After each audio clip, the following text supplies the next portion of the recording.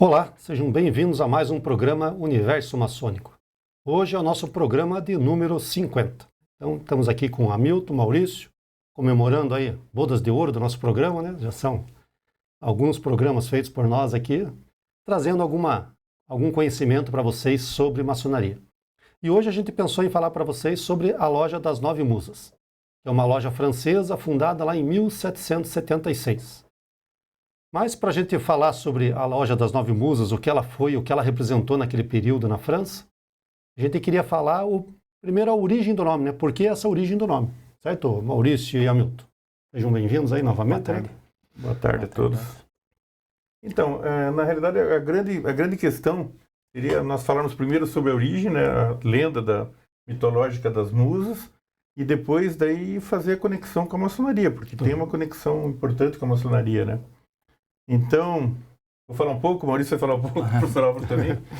Zeus, quando terminou a batalha dos deuses do Olimpo, né, Zeus se tornou, para se tornar o deus principal, ele dormiu com uma deusa chamada Mnemosyne, que era a deusa da memória, né? E para poder, manter isso na história, para poder registrar esses fatos, então ele dormiu com ela por 9 noites, e formou-se as musas. Então, para poderem preservar essa história dos novos deuses, né? Dos novos deuses. Então, vamos falar um pouquinho sobre isso. Já é uma coisa interessante para fazer uma conexão com a maçonaria, né? Porque não tinha registros históricos naquela época, não tinham livros, nada. Então, esse foi uma forma de quem escreveu esses livros de dizer assim, ó, nós vamos registrar essa memória dessa epopeia dele ganhando essa vitória contra os titãs, na verdade, né, que ele derrotou o pai dele lá, a gente vamos usar a Mnemosyne, que era um pseudônimo de memória. Sim. E daí cria as musas para gravar essas informações. Isso. E na maçonaria, por muito tempo, não foi diferente, né? Todos os rituais nossos eram decorados, não existia nada escrito. Então, você entrava na loja e tinha que decorar, mais ou menos por aí. Existem exercícios mnemônicos, né, hoje? Mnemônicos. Mnemônicos, né, que são para memória. Então, remetem a isso, né? Remetem ao nome da Mnemosyne. Não que a nossa memória seja muito boa, né? Mas a ideia é essa, né? Às vezes precisa dar uma colinha, né? Não tem jeito. Lembrando que cada musa representava uma arte, né? Uma das artes. A história, a poesia, a dança. E aquilo que nós conversamos, né? Não é tipo a poesia, eu estou com uma poesia aqui pronta, ela representa aquela poesia, não. Precisa da pessoa para personificar aquela poesia, né? As musas, elas eram inspiradoras, né? Não eram musas executoras, elas eram inspiradoras. Então, automaticamente você precisava ler a poesia ou a música, você precisava cantar ou precisava dançar, né? O ser humano precisava estar ligado ali. Então, não era uma coisa que acontecia por tipo automático. A musa, ela só inspirava o ser humano a fazer aquela arte, né? E eu acho que uma coisa que a gente precisa falar aqui também é que esses livros que falavam sobre as musas, as epopeias, Ilíada, de Hesíodo lá, eram todos considerados livros sacros pelos gregos na época. Tipo, seria a Bíblia Sagrada dos cristãos, né? Porque ela contava a história dos deuses deles. Né? Era cada religião a sua parte. Porque religião cristã tem um Deus único que criou tudo. Lá, para os gregos e outras culturas, vários deuses que cada deus é responsável por alguma coisa da natureza. E é interessante porque não existia registro escrito nessa época, né? Os gregos não tinham isso ainda. E eles passavam as tradições desse jeito. As histórias, né? As histórias eram contadas por heróis, por mitos, por deuses, por deusas, por várias coisas, né? Pela memória das pessoas. Pela memória das pessoas. A importância da memória, né? Inclusive existe uma técnica chamada arte da memória, que um dia nós podemos até fazer um programa sobre isso. E é baseado em estudos gregos também da época. Exato. Então, vamos desviar nosso... Não, então, era a deusa Mnemosyne, ou uma titã, como queiram, né, que inspirou isso. E Maurício vai falar bastante, que ele gosta do assunto lá. Inspirou ela. Em 1776, foi criada uma loja na França, chamada a Loja das Nove Musas. Né? E por que eles usaram esse nome? Justamente pela memória e pelas artes. A maioria do pessoal que se reuniu eram pessoas das artes. Eram escritores, poetas, artistas, escultores. Tinham vários militares também da coroa na época lá, mas em sua grande parte eram pessoas voltadas para as artes. O objetivo da loja era reunir pessoas das artes, da ciência, né? E já era... Isso é bem interessante, que um pouquinho antes de nós começarmos o programa, nós estávamos conversando sobre isso. Como já existia nessa época a preocupação de fazer lojas que houvesse estudos, né? Porque essa loja é bem antiga, né? 1776, então já se pensava muito nisso. Olha, como que nós podemos instruir esse povo, né? O povo maçônico e tal, e já pensavam nisso. Ela tinha 3 eixos interessantes, né? Ciência, educação e cultura, né? Inclusive estava nos regulamentos da loja, né? Eles citam lá que nos regulamentos da loja diziam que a loja tinha que fazer uma captação de tantos lá francos, não sei qual era a moeda da época lá deles, voltada para a educação. Então eles sempre tinham que ter no mínimo 3 crianças ou 3 aprendizes que eles iam ajudar a educar, a criar, até a sua formação, e após a sua formação arranjar um trabalho para essa pessoa, né? Uma forma de contribuir com a educação para a sociedade. Isso nós estamos falando do período já especulativo já da maçonaria. Isso, né? especulativo. Já não era o período operativo. Já tinha as escolas, faculdades, então eles bancavam, a loja bancava essa escola, essa faculdade, para essas 3 crianças todo ano, até elas conseguirem um emprego. Inclusive nós temos registros aí que ela já se reunia antes da sua formalização, né, de 1776. Sim, esses antes pensadores... tinha filósofos dos Estados Unidos, da Rússia, da Alemanha, Polônia, Itália, de vários países, né? Uhum.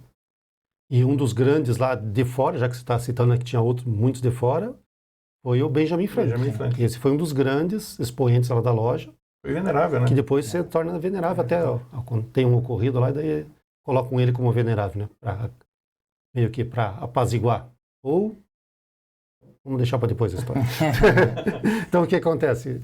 Essa loja ela vai se evoluindo, é o Lalande, que se não me engano, foi o primeiro venerável, né? Ficou por 3 anos, se não me engano. No finalzinho do seu mandato, em 1779, isso. Eles iniciam o Voltaire nessa loja. Isso um grande expoente. É um marco, né? É um marco para a loja porque realmente marcou a maçonaria francesa na época, né? Porque trouxeram um grande pensador e era um grande crítico da igreja, não da igreja, da doutrina da igreja, mas era crítico da maneira que a igreja lidava com as coisas, né? E Voltaire foi iniciado por Benjamin Franklin, que era venerável, né? Não, acho que ele foi depois. Benjamin assumiu depois ainda dele. Mas logo em seguida, porque o Voltaire iniciou praticamente um mês e pouco depois já vem a falecer, né? Sim. Então ele ficou pouquíssimo tempo na loja, mas para a loja isso foi uma grande conquista. Sim. Inauguraram a iniciação dele, fizeram um busto de um outro artista que colocava lá. E isso é uma outra coisa interessante de falar também, né? Hamilton é escritor, então Hamilton vai iniciar na loja. No dia lá ele tem que ler uma obra de autoria dele. Isso, exatamente. Maurício é pintor. Exatamente. No dia da sua iniciação você tem que levar uma pintura da sua autoria. Eu sou escultor. No dia da minha iniciação eu tenho que levar uma escultura. Cada um tinha o seu, né? Tinha e fazia parte do tipo do estatuto na época. Isso, né? Do regulamento. Então quando você iniciava, você era obrigado a apresentar uma peça de arte da tua especialidade. Então isso é muito interessante porque já se preocupava com a educação maçônica, né? O Maurício já se preocupava com isso. Como melhorar esse povo, né? Como qualificar melhor. Qualquer uma das artes das 9 músicas. Qualquer uma das artes das 9 músicas. Tinha os músicos que tinham que mostrar uma composição sua, né? toda essa parte. Cito, inclusive, que na loja lá, dentro de uma loja maçônica, a gente tem algumas músicas que tocam durante, né? Para seguir o ritual. Tipo, Igreja Católica tem suas músicas que tocam lá, então a gente tem determinados momentos que tocamos músicas variadas. Nessa loja, como tinham muitos músicos, a gente tem o que a gente chama de mestre de harmonia. Lá eram sempre 2 que tocavam, que eram responsáveis por ou reger uma orquestra, ou mesmo eles mesmos tocarem as músicas durante a sessão, né? Então é uma coisa interessante também, porque ele está mostrando o trabalho dele ali dentro. Até os anos 50, acho que 40, era assim mesmo nas lojas, né? Funcionava músicos mesmo, não tinha radinho de pilha ainda. Não tinha aquelas caixinhas de som com celular, não tinha celular. Não tinha Bluetooth. Não tinha Bluetooth, nada. Então, tinham que ter músicos. É interessante isso, que as lojas mais antigas, elas tinham um lugar já para os músicos se apresentarem, de ficar ali. Eram maçons, né? Porque dentro da loja, na sessão ritualística, só podia ficar maçons iniciados, mas eram músicos maçons. E eles podiam se apresentar ali, ou tocar violino, tocar piano, tocar violão, qualquer coisa. Então isso é importante também nós lembrarmos disso daí, né? Outra coisa interessante é que tinham muitos militares e advogados na loja. E no regulamento também. Eles tinham lá dentro do regulamento que esses advogados, caso a loja achasse que alguém na sociedade, era né? injustiçado na sociedade, a loja arcava com os custos para esses advogados da loja defender essa pessoa. Então isso também estava no regulamento. Para você ver, né, a ligação dessa loja com a sociedade. Com a sociedade. Né? Na questão de educação, na questão de injustiça, de inclusão, né, de inclusão. Nós estamos também. falando ali num período pré-revolução, né, francesa. Exatamente, exatamente. E essa loja ela se envolveu muito com a Revolução Americana também, né? Também por causa do Benjamin Franklin, né? Que trabalhou ativamente na Revolução Americana. Depois veio ser embaixador dos Estados Unidos na França, quando foi iniciado lá. Aí que ele conheceu a loja, deve ter sido. Por pouco ele não morreu, né? Sabe, né? Não sabia. Empinando o papagaio. Sim. Tinha uma chave, né? Tinha uma chave. Você sabe que a gente estuda essa história na física? Essa história é lenda, né? Sim, imagina. Porque se tivesse acontecido isso, ele não teria não tinha descoberto nada, né? Exatamente. Antes ele já tinha passado pela Inglaterra, né? Sim, ele já tinha ido para a Inglaterra, depois vai para a França. Mas a história da eletricidade é não façam isso em casa, né? Empinar pipa em dia de trovada não dá certo, tá, pessoal? Politicamente é lenda, né? O que ele fez lá, ele tinha os estudos dele de estático, né? O para-raio é uma invenção dele, tem várias outras invenções. Mas essa história de ele empinar a pipa para ver um raio, para ver se realmente eram descargas, isso é lenda. Porque se fizer isso, a gente sabe que não vai sobreviver, né? Então, só fica um aviso, né? Não, como é que é? Não façam isso em casa, né? Não façam isso em casa, né? O pessoal se E daí ele vai ser iniciado lá na loja Nove Musas também. Depois enquanto ele era embaixador na França, né? Enquanto ele estava na França. Essa loja, ela pelo que nós vimos, né? Quando nós estamos preparando esse material que todos aqui estão preparando, ela era uma loja muito importante na época dela, porque ela tinha grandes pensadores, né? Com certeza grandes artistas, grandes pensadores. E pessoas da época, Voltaire, né, Benjamin Franklin. Tem muitos outros nomes. Nós estamos falando de dois só, mas tem uma lista enorme de nomes. A loja diz que rapidamente, no primeiro ano, ela já chegou a 60 membros, depois já passou para 125 membros, e vejam, todos membros influentes lá da França. Qualificados, né, pessoas qualificadas. Ela era um centro dinamizador de posicionamentos ali, né? De várias... Não, e cultural, né? Um lugar cultural. Então isso é uma coisa de se pensar também, né? Aonde que nós caminhamos, né? Hoje viemos disso para o que nós temos hoje. Né? Isso. E será que não seria esse, né? A motivação de existir em lojas maçônicas hoje? Porque hoje o pessoal volta muito para a beneficência solidária, somente de mantimentos, essas coisas. É diferente, né? Mas não é melhor a história de eu ensinar a pescar do que dar o peixe? Sim. Porque se eu dou a educação para uma criança, ela vai conseguir depois ter seu sustento. Sim. É melhor, né? Você mostra o caminho, né, para a pessoa. E a própria doutrina maçônica, ela diz sobre isso, né? Ela fala sobre o homem, ele se construir, né, na realidade, ele se construir para construir a sociedade melhor. Então, essa loja é uma loja que você pode encaixar exatamente dentro da doutrina maçônica que nós aprendemos, né? Que o maçom ele tem que ser um construtor social. E ele se constrói primeiro para poder construir o que está em volta dele. Então, isso é nada mais do que uma loja desse tipo aí, e com essa qualificação, né? Até nós temos uma disciplina no curso de maçonologia, né, do período especulativo, que o professor Kenyon faz uma analogia até interessante. Ela era tipo uma Unesco, né? Falava de ciência, educação, cultura. Era uma... E universal, né? Universal. Isso. Na verdade, ela tentou ser tipo Gresham College, que originou a Royal Society. Isso, exatamente. Né? E conseguiu, porque depois a loja vai ser fechada lá em 1797, 98. 92. 92? 92, se não estou enganado. 92. Daí ela é fechada, por causa da Revolução Francesa, e depois reabre em 97, 98, 1805 ela volta ativa, né? E eles criam uma tal da Sociedade Apolínea. Apolínea que vem de Apolo, né? Sim, que vem de Apolo. Isso é uma coisa interessante.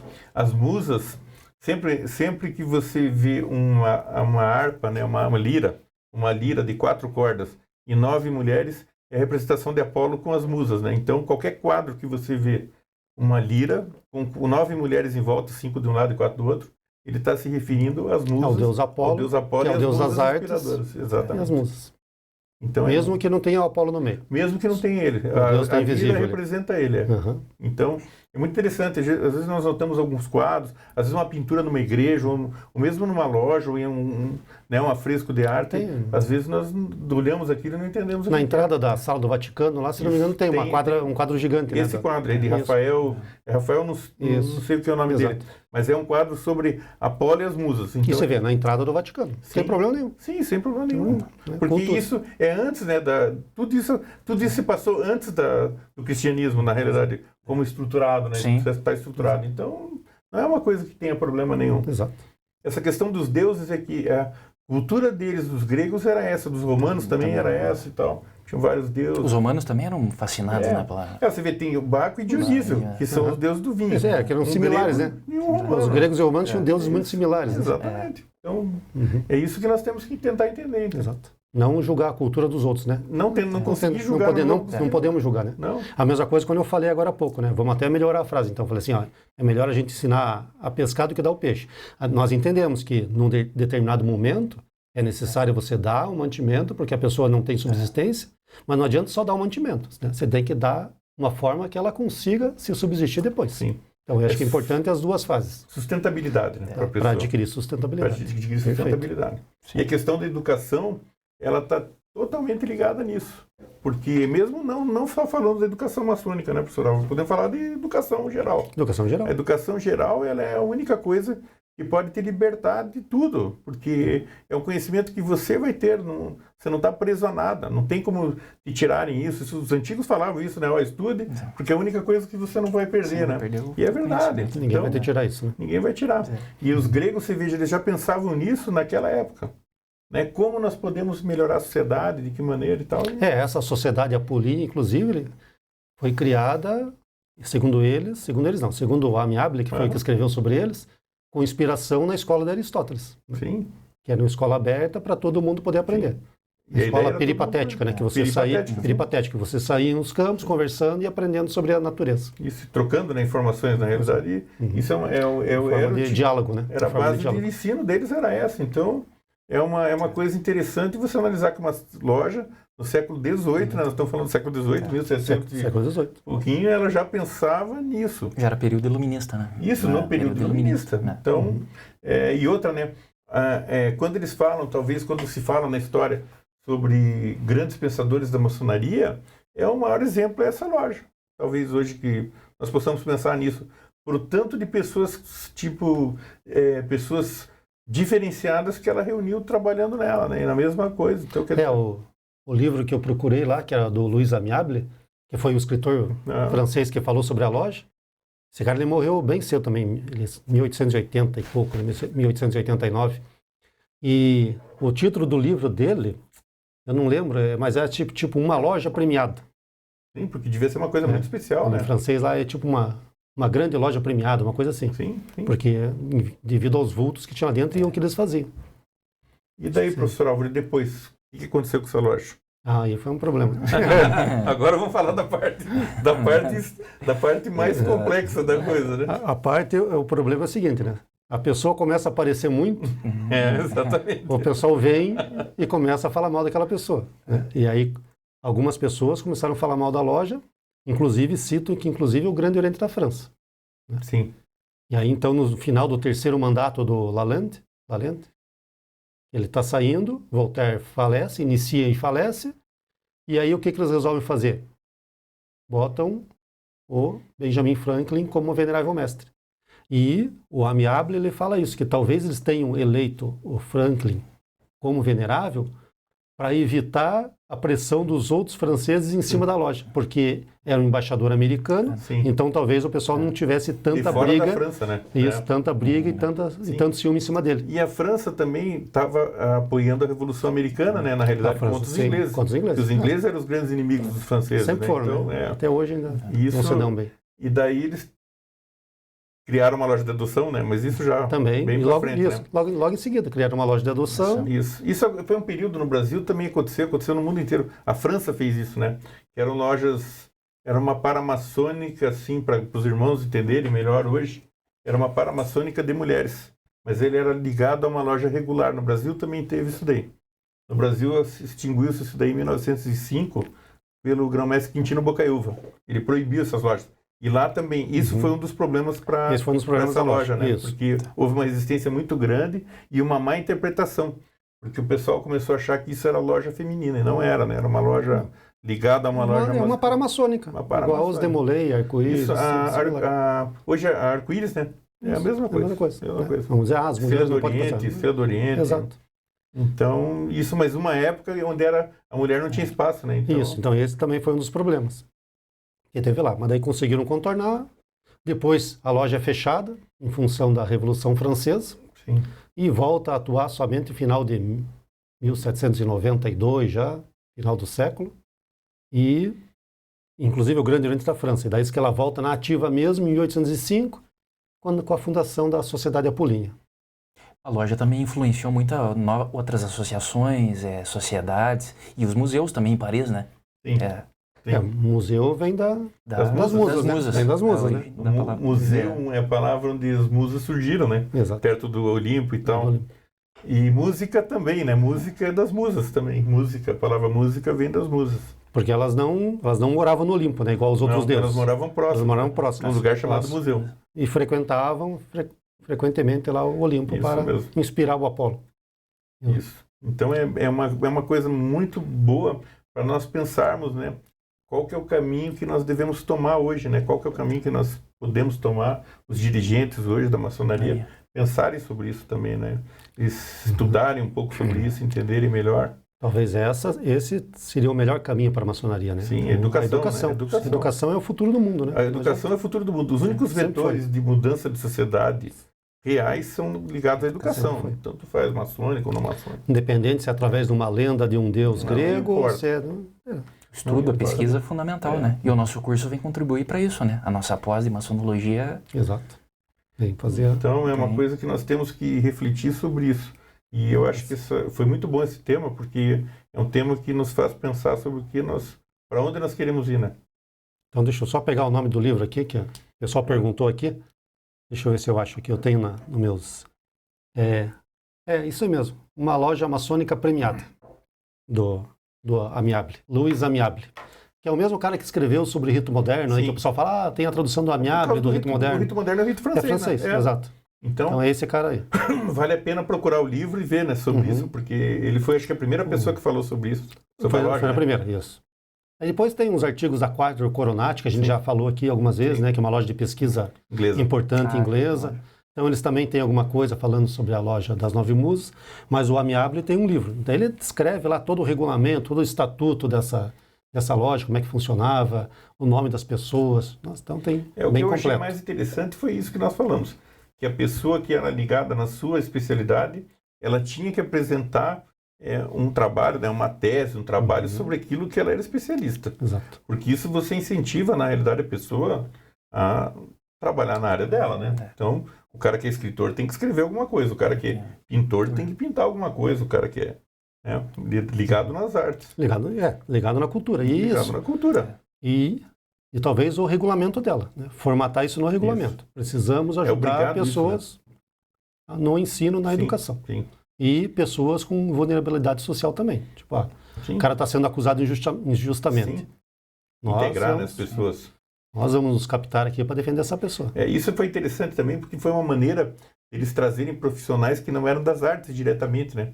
Porque os advogados não são de arte, né? Eles são mais... Tem uma curiosidade que ele coloca no livro dele lá, o Amiable, que ele fala que, em virtude disso dentro da loja, ter tantos filósofos e tantos advogados, como que funcionava o orador da loja.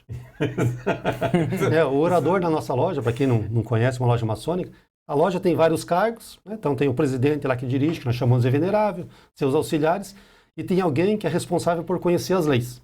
Então, aconteceu alguma coisa fora, o orador, ele deveria ser a pessoa que deveria conhecer a lei e dizer, opa, isso aqui é assim, assado.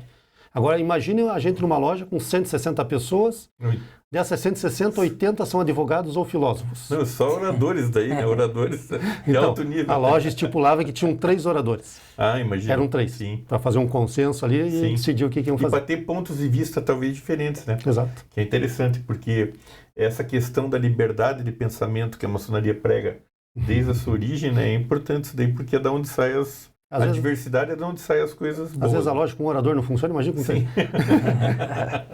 mas é um problema, né? Porque como é que você vai discutir com 80 filósofos? Não, você tem que ter um embasamento muito bom, né? Você imagine Voltaire, né, e mais 2 caras de peso para poder fazer uma discussão numa loja. Exato. Imagine como que seria essa discussão, né?